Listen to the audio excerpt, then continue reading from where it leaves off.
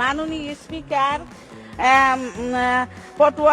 মাননীয় প্রধান, পটুয়াখালী জেলার মেডিকেল কলেজ প্রতিষ্ঠা করা হয়েছে।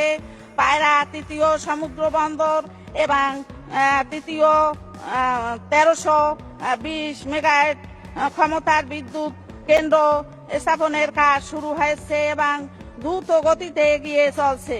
লেবুখালী সেতু নির্মাণ কাজ দ্রুত এগিয়ে চলছে। শেখ কামাল, শেখ জামাল ও শেখ রাসেল সেতু নির্মাণ করা হয়েছে। তাই পটুয়াখালীর বাসীর পক্ষ থেকে মাননীয় প্রধানমন্ত্রী জননেত্রী শেখ হাসিনা এবং মাননীয় সড়ক পরিবহন ও সেতু মন্ত্রীর প্রতি কৃতজ্ঞতা জানাই।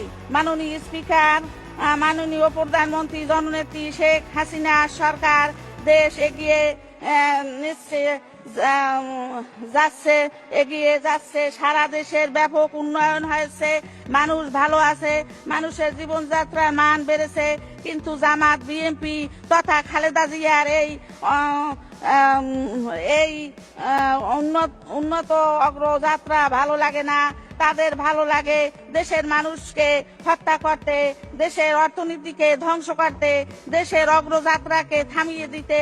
কিন্তু তারা যতই ষড়যন্ত্র করুক কখনো তারা সফল হবে না, কারণ জনগণ এই খুনি